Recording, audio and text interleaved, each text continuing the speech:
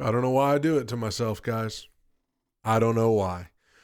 Today, we're watching Mel Kiper and Field Yates redraft the 2025 draft. If these teams had it to do over again, who would they pick? The ratings of what we thought of going into the draft so much, where we just discount everything we thought, Field. And I know you're going to be a naysayers. I don't want to discount everything I thought about a player. Yeah. And then we're halfway through the season now and say, let's take them to the curb. No, in some cases, in select cases, I'm not going to do that. Wow. So I think the point is these 11 weeks are just part of the evaluation. Yes. You had the evaluation that you made through April, and now we have all this information that we've seen. Get to the actual camps, preseason, regular season, and the evaluation is a little bit more evolved, but it will continue to change as we go forward. Okay, I'm just going to start right at the top. The first pick in the draft was Cam Ward, quarterback, Miami. If he says Shedeur Sanders, in his I'll redraft, just throw has not my tinkered with microphone that. through the window. He still has Cam Ward, quarterback, Miami, going number one. Yeah, Mel, the correct pick. in your redraft, who do you have as the number one pick to Tennessee? Jackson throws darts. Jackson Dart. That's all I can do. I mean, there's no other way to go. Jackson Dart was right in that mix with Shedeur and Cam Ward. And Jackson Dart, he was coming. There was not one person, not one, who thought the Titans should draft Jackson Dart. Not one. Nobody was sitting there saying, "Oh man, the Titans should." If they had drafted, if they had drafted Jackson Dart first overall, they would have been laughed out of the building. Man, they would have been laughed out of the building if they had drafted Jackson Dart first overall. And he's done all right with the Giants. Like there's reason to be hopeful, but bro. Coming out of Ole Miss, they would bring it up all the different names that came out of there that didn't get it done. Jackson Dart for not having Malik Neighbors. Cam Scatteraboo out now. The issues going on there. Brian Daboll's gone. Obviously, Jackson Dart had nothing to do with that. He did everything he could. Does he have to learn how to protect that body? We said Josh Allen had to learn that, right? Mm-hmm. Obviously, stiff-arming guys with the right hand is not a smart thing. Then he gets hurt. Design running plays, maybe a little too many. Bottom line is Jackson Dart wowed over this team, wowed over the rest of the league, wowed over every fan base, most importantly, the Giant fan base. I mean, does it not feel a little bit excessive? He wowed over the league. I mean, he did some nice things, but we're just acting like we have witnessed the greatest rookie quarterback we've ever seen.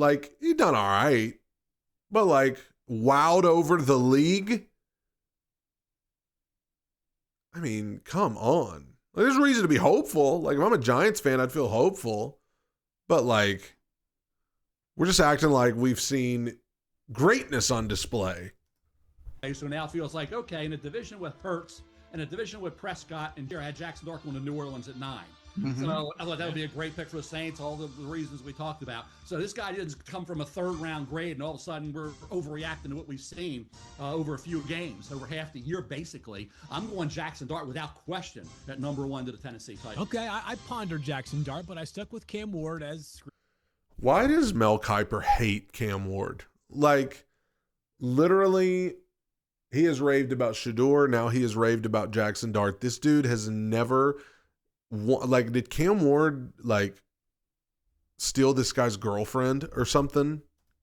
He mentioned, and I think the question comes down to this and yet I would take his supporting cast as currently constructed 100 times out of 100 over what Cam Ward is working with right now in Tennessee. It was basically a barren cupboard that GM Mike Borgonzi inherited when he took over that job back this offseason. And the first decision he had to make was, do I take a quarterback in Cam Ward, or do I trade that pick to move back and accumulate extra draft assets? The offensive line is a mess. Wide receiver room is the thinnest in all of the NFL. They have zero running game whatsoever. It's all facts, and people can say, oh, it's copium. You're just coping. You're coping when you acknowledge all of these things. No, it's just facts, man. It's facts. You could not ask for a worse position for Cam Ward to be in because of coaching, because of everything he's saying. You have to take that into account. How do you not? He's going to be on the field Sunday against the Seahawks with probably 3 practice squad wide receivers. 3 practice squad wide receivers, Van Jefferson and rookie Chimere Dike coming off of an injury. Like, that's who he's throwing to. He's being coached by clowns.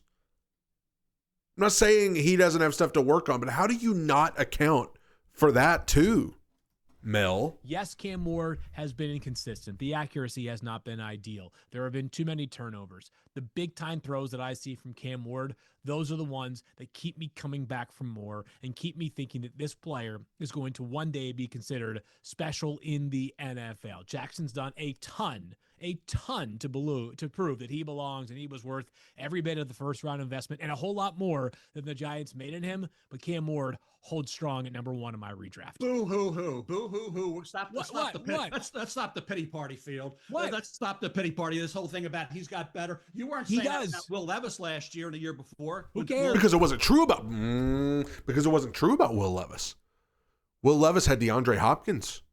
Will Levis had a better, healthy Calvin Ridley. Now, Will Levis probably had a better Tony Pollard than what we've got this year. I'm not saying it was ideal for Will Levis because he still had Brian Callahan as a coach, and the offensive line was still cheeks. But let's not, put Will Levis out there with 2 rookies and Van Jefferson and practice squad guys.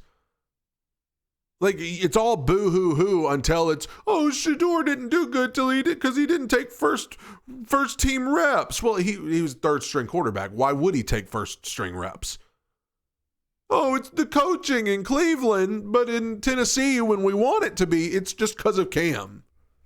Levis was in Tennessee playing better than Cam Ward did in Tennessee, by the way. Come on.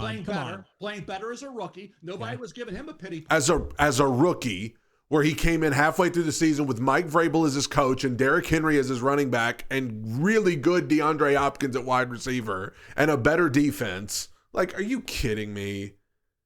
It's so lame. It's so lazy. Party. Yeah. Nobody was saying, that supporting cast in Tennessee is not very good. That infrastructure's not Nick very Westbrook good. Akine. Callahan, Cam Ward regressed under him. What happened with Will Levis as well, playing out there with a right shoulder injury that required surgery. So I like how we give him, because the people didn't like Will and he was a second-round pick. Let's not give Will Levis any excuses or any breaks. We're going to give Cam Ward a ton of them. Yeah. So, Will Levis was reckless with the football. He flicked it out into the open air. He underhanded it onto the ground. He got benched for Mason Rudolph. I'm not going to say Cam's just been perfect, but how you could watch Will Levis last year and be like, some of it's stuff that could only be blamed on him. I don't know, man. He's the first overall pick in the draft. Both ways, right away you should. Yes, you can. He's the first overall pick in the draft. Of course, you're going to give me a long leash. Who cares? Because Will Levis had shown over 2 years that he was not going to be. Will Levis, going into that draft, some people thought he could go in the top group, and a lot of people, if things would have fallen right, he'd have been a first-round pick. Well, we're getting too wrapped up in where they went. It's how they performed. Yeah. Will, over a 2-year period, had his moments where he looked pretty doggone good, and they overreacted to some blasts. All Josh Allen in the end zone yesterday do the same thing to Tyreek Stevenson did in the Bear game, that first game, and they got thrown under the bus and embarrassed by his own coach. Dude, Mel hates Cam Ward. I don't know how else to say it. Like, this guy literally gets triggered by Cam Ward. I don't know what it is. He literally can't stand him. I don't know what Cam Ward did. I don't know if he stole his lunch money or what. Coach, okay, in the next week against the Jets after that. So my point is, Cam Ward now, with Brian Callahan gone, right? So he was regressing under Callahan, is starting to hopefully to make some progress. But some of the things we were concerned about with Ward are still there. And to say it's been 9 games. Like, we're acting like this is his 3rd year in the league and he's still doing this stuff. But it's been 9. He's barely halfway through his rookie season against a brutal schedule with this team. Like, what? God, I've lost a lot of respect for Mel Kiper as an analyst. I'm going to be honest with you. Played better than Jackson Dart. We know he hasn't. He hasn't, correct. Dart's got a better supporting cast. I'm just saying, Field. I never heard anybody making any excuses or giving the benefit of the doubt to a previous quarterback. It's just because he was an early second-round pick. We can't do it for him. We very much did give the benefit of the doubt to Will Levis.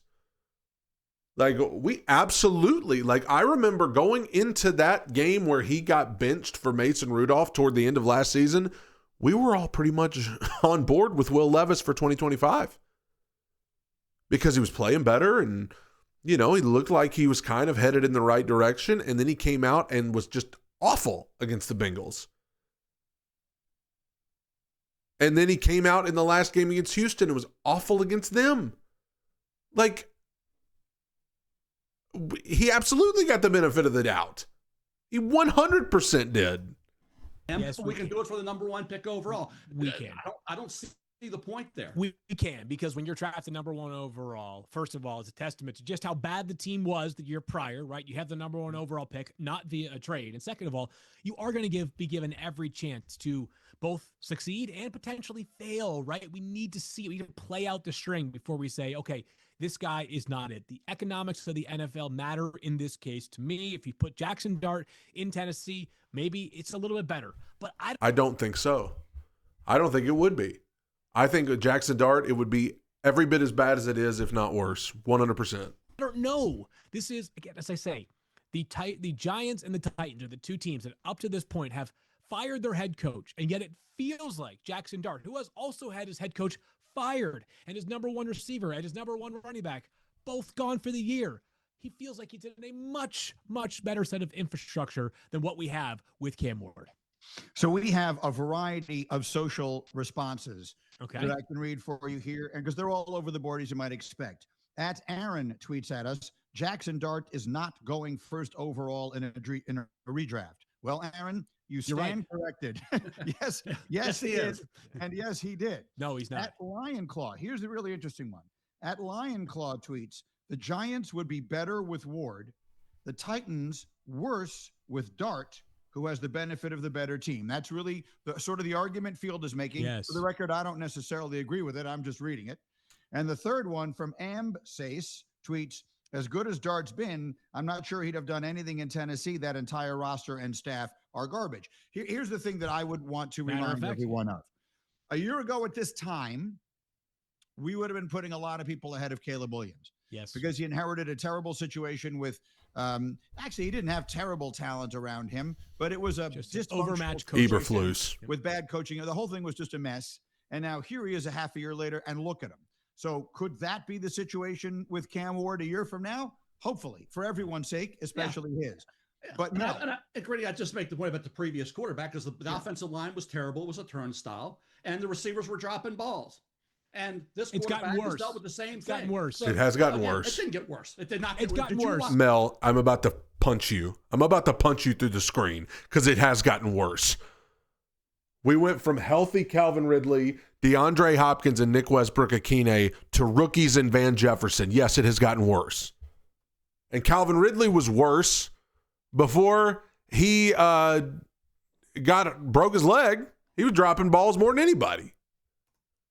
Did you watch the season that year? Did you watch that second year? And we watched the past 2 years. This is worse. This is worse. They were dropping balls. I'll give him that. The offensive line. The offensive line Will had last year was worse. This offensive line's not good, but that offensive line was worse. I will give you that. Cam Ward's not going to 3rd round in my redraft. I like Cam Ward. I like him better than anybody did coming out, and I still do. I got high hopes for Cam. But to say that right now, based on what we've seen and what we knew going in of Jackson Dart, and he has not had neighbors, and now he doesn't have Scadaboo, and it's not like he's got all-world players all around him. And it's not like Tennessee's got a bunch of nothing around Cam Ward. Yes, they do. Yes, they do. He is such a hypocrite. Mel, in the same breath, I mean, he's making excuses for Jackson Dart, but then telling you that no excuse is good enough for Cam. The roster in Tennessee, especially on offense, is garbage, and Field Yates is correct. It has gotten worse, and what Mel just said is a load of baloney. Who's the slumping around Tennessee? Who's the player that you say to yourself, we're building our roster around that guy?